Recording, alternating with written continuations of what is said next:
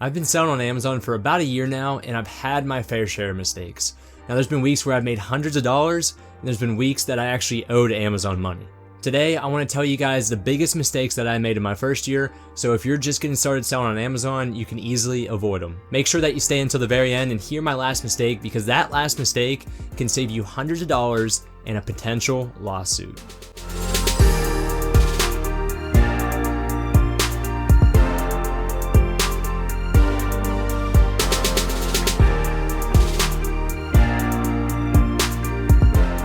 Hey there guys, Josh with Debt to Dollars here. If you're new to the channel and you're interested in side hustles such as Amazon and how they can give you financial freedom as well as retire early, make sure to go down below and subscribe. Alright, let's jump right in, and as I mentioned before, today we are going to be covering my top 5 mistakes that I made in my first year while selling on Amazon.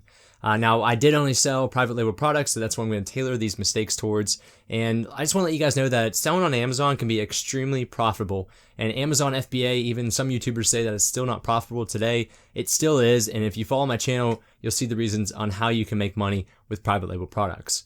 Now, the first thing that you shouldn't do when you first get started is to jump right in, as I did, which brings me to my first mistake. And that first mistake is you need to educate yourself before you start selling on Amazon. I took the jump right in approach and started selling a private label product when I first got started. I did not educate myself, and I quickly realized that no one wanted to buy my product because there was no demand for that product.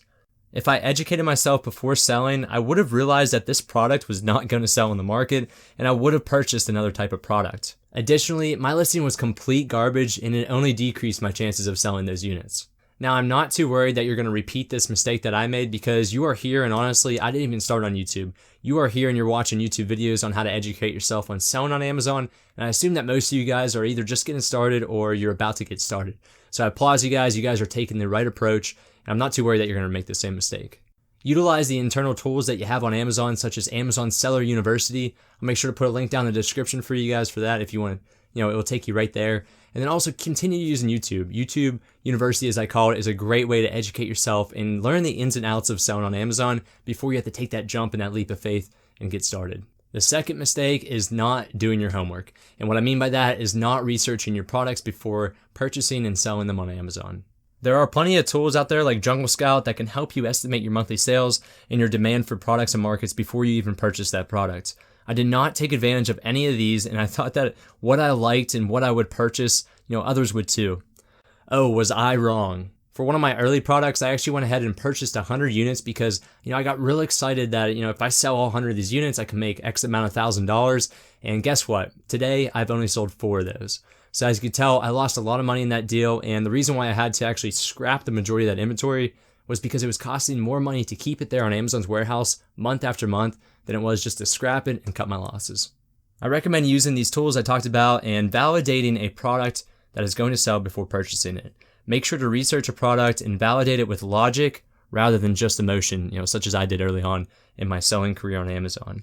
Oh, and by the way, guys, I've already made a video on how to research a profitable product on Amazon. So I'll put that in the cards above, and you guys can check that out after you watch this video. All right, and my third mistake, and honestly one I'm somewhat embarrassed about, and I've actually already alluded to it previously, and that honestly I've become a repeat offender of, is that I go ahead and I purchase a large amount of quantity of product, a large amount of units up front, and then I hope that I'm going to sell them all. When thinking about the quantity of new units, I would get excited about how much I could make if I added another 100 units or another 1,000 units. It would soon get out of hand because I ordered these large quantities and then they would sit at my house or they would sit at Amazon for weeks without being touched. It was an absolute waste. Now what I do is I find a competitor that's selling a pretty similar product, and I go ahead and use Jungle Scout, their free estimating tool, to determine how much monthly sales that they're actually producing. I go ahead and I take 50% of that number, and that is my expected sales for the first month. I'm pretty conservative with that number, and usually I hit that number or I exceed it just slightly. So I'll go to my supplier once I take 50% of that competitor's number, and then I'll order those units, and that way I'm not stretching myself too far where I'm already sitting behind the bar and I need to sell these units. And unfortunately, it's just not going to happen. And so you actually may only go ahead and purchase, 10 to 15 or 20 units. And that way you can see once you put that listing on Amazon, if it sells quickly in that first week, go ahead and order then the 200 or the 300 units. You can make that step at that point because you proved that there's validation in the market and you proved that your product can sell. And that way it reduces a lot of the exposure that you put yourself in. The fourth mistake that I made, and we're almost getting there to the fifth mistake, which can save you a lawsuit as well as hundreds of dollars, and that fourth mistake was not advertising my products early on. I was of the wrong mindset, and I told myself that I had such a great product here, you know what, it's going to sell itself, because why not? And again, it turned out that I was wrong. So advertising is nearly essential when you're getting started selling on Amazon. There are over 12 million products currently listed on Amazon, and if you are that naive to think that, yeah, my product's going to stand out of one of those 12 million products, you're going to be wrong. And trust me, especially as a beginner seller with a new store, it's not going to happen. So if you think that, those phone cases that you're selling are better than all the rest, and your yoga mat that you're selling is better than all the rest, and you don't need advertising, I'm going to be the first to tell you that you're going to be wrong. And unfortunately, you do have to cough up some money early on and spend money on advertising to get your product out there and begin your sales. That way you can see them increase. Amazon offers PPC, which is pay-per-click advertising, which you only pay for when a potential customer actually clicks your ad, so it doesn't go off impressions or views. Now, they make it extremely simple to set it up, and once you figure out the right balance, you'll start to see your sales skyrocket. I originally hated the idea that I had to spend money to actually sell my products on Amazon. It sounded extremely counterintuitive. But unfortunately, as a beginner seller, to stand out, it's something that you have to do. So make sure that you budget money and set it aside when you're early on, and you account it for in your profit margins. All right, I gotta take a deep breath before this one because it is a little bit embarrassing, but the more I read into it, it's actually somewhat common. And the last mistake, which could save you thousands of dollars, even maybe tens of thousands of dollars in a potential lawsuit, is to do not use trademarks. And what I mean by that is anything that's trademarked, make sure that you don't have it in your listing anywhere. Now, trademarks are intellectual property that may appear on brands. That way it indicates that that specific name for that trademark or that logo that's trademarked, it actually corresponds to a particular brand. Trademarks are intellectual property that distinguishes the source of the goods or services. You'll typically see this as the TM logo.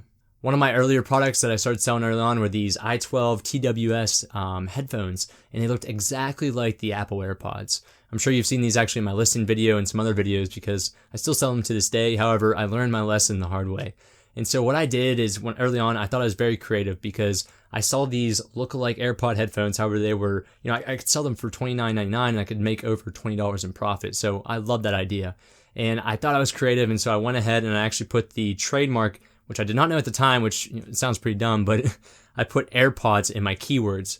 So it never actually listed on the product page, but it was on the back end. So when someone Googled AirPods, potentially my product could come up. And that was a violation to the Amazon rights. So one day I get a call from Amazon out of the blue and they say, hey, we've just suspended your listing because you have a trademark misuse. And at the time as a beginner seller, that scared the crap out of me. But fortunately, it isn't that big of a deal if you do run into it. But if you continue to use trademarks in your listings and become what I call a repeat offender, Amazon may actually prosecute you, or that company that owns that trademark may actually prosecute you because you're illegally using their trademark on your listing. So please do not make this mistake. If there's one thing I want you to take away from this video is do not use trademarks in your listing. It sounds pretty dumb and sounds like, oh, I'll never do that, but it's easier to do than you think. Make sure in the keywords, do not put anything that relates to Apple products if you're selling headphones, or Bose or any of those. Just stay away from them. Put very generic terms in there that aren't trademarked, and you can even just go ahead and Google and to see if something's trademarked. That way you can verify before putting in your listing, wherever that may be, that it's not trademarked. And trust me, it's going to save you a lot of money in that potential lawsuit. The bottom line. I hope by now that you've learned something and you can take away something from this video and apply it to selling on Amazon so you can avoid these mistakes. That's my biggest goal by making this video, is that you do not repeat the same mistakes that I've made. So again, if you guys learned something today, please go down and hit the like button below. I'd really appreciate that. It helps support the channel, and we're almost at 2,000 subscribers. So again, it would really, really help me out, and I appreciate that. If you're interested in the idea of gaining financial freedom through side hustles and retiring early, such as selling on Amazon, please go down and subscribe if you're new to the channel. Thanks guys, and I'll catch you next time. We post videos every Wednesday and Sunday.